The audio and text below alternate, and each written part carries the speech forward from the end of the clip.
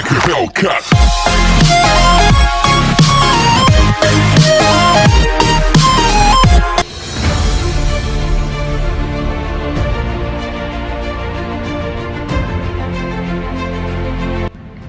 Sobat berbagi info, media menutup fakta bahwa sudah lebih 500 roket ditembakkan ke Israel, bahkan ke ibu kota Tel Aviv. Media Israel memberitakan bahwa roket yang ditembakkan oleh pejuang Gaza hanya 200 saja lalu mampu ditangkis oleh Iron Dome. Di Gaza sendiri saat ini, semua fraksi politik dan militer bersatu. Baik Hamas, Fatah, Jihad Islami, Saraya Al-Quds.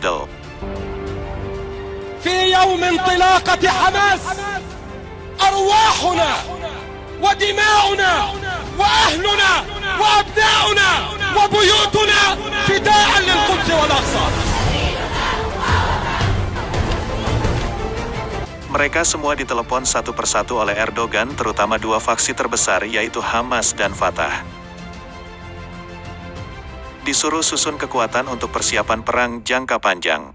Dalam sambungan telepon dengan pimpinan tertinggi Hamas Ismail Haniyeh, Erdogan menekankan akan memberikan semua kebutuhan yang diperlukan apabila Israel melanjutkan eskalasi perang.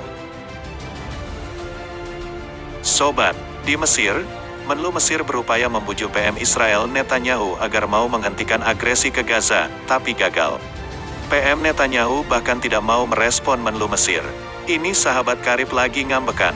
Yordania sendiri setelah mendapatkan telepon dari Erdogan, memberikan statement yang sangat keras kepada Israel, "Kami tidak akan bersabar lebih lama melihat Anda memerangi Gaza."